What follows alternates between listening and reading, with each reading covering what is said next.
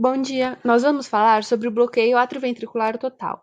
Ele também é chamado de bloqueio atrioventricular de terceiro grau, e ele consiste na ausência de condução do impulso nervoso proveniente do nódulo sinoatrial pela junção atrioventricular. Inicialmente, vamos falar sobre a anatomia do sistema de condução do impulso elétrico no coração. O nó sinusal está localizado na parede posterolateral superior do átrio direito, imediatamente abaixo e pouco lateral à abertura da veia cava superior. As fibras do nó sinusal se conectam diretamente às fibras musculares atriais, de modo que qualquer potencial de ação que se inicie nesse nó se difunda de imediato para os miócitos atriais. O feixe de Bachmann é responsável por transmitir o impulso elétrico ao átrio esquerdo. O nó do átrio ventricular está situado na parede posterior do átrio direito, imediatamente atrás da válvula tricúspide. O feixe de His é a continuação do nó da veia que penetra no corpo fibroso central. O feixe AVI, em sua porção distal, se prolonga para baixo pelo septo interventricular em direção ao ápice cardíaco. Neste ponto, o feixe divide-se em ramos direito e esquerdo. Cada ramo, por sua vez, se divide em ramos menores, dando origem às fibras de Purkinje, cujas fibras são grossas com pouca miofibrila e realizam o processo de transmissão do impulso elétrico do endocárdio ao epicárdio. Esse processo de fisiologia cardíaca será mais detalhadamente explicado no próximo slide. Bom, aqui vou começar falando sobre a eletrofisiologia do coração e de sua importância para o bloqueio AV. Aqui nessa imagem temos a organização das câmaras do coração, bem como de seu sistema especializado de condução.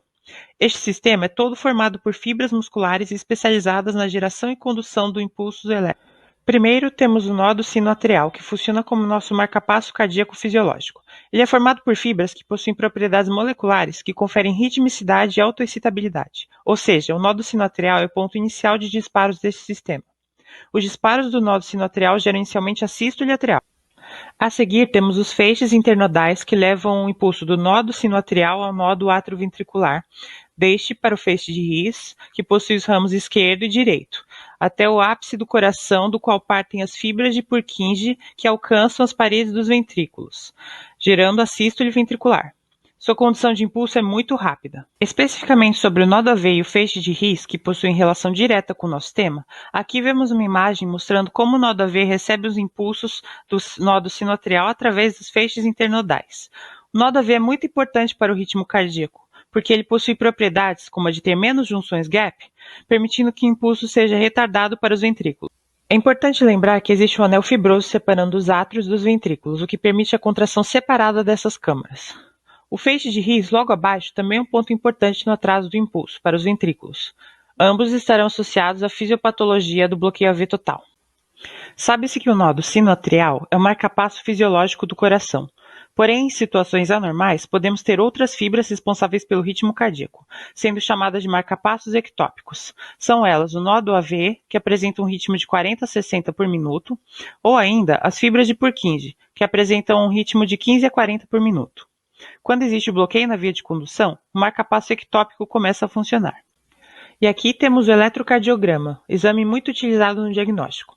Normalmente apresenta onda P de despolarização gerada pelo nódo sinoatrial, um complexo QRS gerado pela despolarização ventricular e aqui uma onda T gerada pela repolarização ventricular. No bloqueio atrioventricular total, o impulso proveniente do nódulo sinoatrial não consegue cruzar a via de condução do nódulo atrioventricular. As causas fisiopatológicas para esse bloqueio podem ser a isquemia do nódulo atrioventricular ou de suas fibras, que é causada pela insuficiência coronariana, a compressão do feixe atrioventricular, por tecido cicatricial ou calcificação, a inflamação do nódulo atrioventricular ou do feixe atrioventricular, devido à miocardite, ou a estimulação vagal extrema que hiperpolariza a membrana das fibras condutoras do nódulo atrioventricular, e normalmente resulta da forte estimulação de barroreceptores em pessoas com síndrome do seio carotídeo. Os átrios vão continuar respondendo à frequência de excitação do nódulo sinoatrial, mas os ventrículos passam a responder a um marcapasso ectópico, que pode ser o nódulo atrioventricular, o feixe de His ou o sistema de fibras de Purkinje. Esses outros substitutos eles possuem uma frequência de impulsos menor e são irregulares.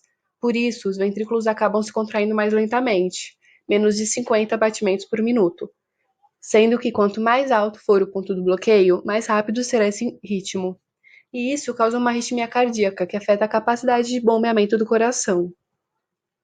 Aqui no eletrocardiograma patológico, a gente vê que as ondas P estão dissociadas do complexo QRST. Os intervalos PP e RR são regulares, mas a frequência atrial ela é maior que a frequência ventricular. E o ritmo ventricular também depende do ponto desse marcapasso ectópico, sendo que quanto mais alto é o ponto do bloqueio, mais rápido será esse ritmo e mais estreito será o complexo QRS. Diversos são os processos que alteram a condução atrioventricular. E aqui eu destaquei as principais causas, sendo a principal a degeneração do sistema de condução, onde destaca-se a doença de Lenegre, que cursa com degeneração progressiva do sistema de condução, e a doença de Leve, que cursa com a calcificação dos anéis mitral e aórtico, que acaba fibrosando estruturas adjacentes do sistema de condução. Como a segunda maior causa, temos a doença isquêmica cardíaca, que ocorre em cerca de 40% dos casos. Outra causa para o BAVT são os defeitos congênitos do coração, que se apresenta de forma mais grave nos neonatos. Pode ocorrer de forma secundária aos medicamentos, como beta-bloqueadores, inibidores do canal de cálcio e outros. Além disso, eu coloquei aqui também um destaque para a doença de Chagas, devido à sua relevância em regiões endêmicas no país. Porém, as miocardites, no geral, podem ser causas do BAVT. Quanto ao quadro clínico, por definição, o paciente apresenta uma frequência cardíaca abaixo de 60 batimentos por minuto, evidenciada ao exame físico ou eletrocardiograma. A doença pode ocorrer de forma assintomática, muito comum em pacientes jovens, mas também pode se dar de forma sintomática.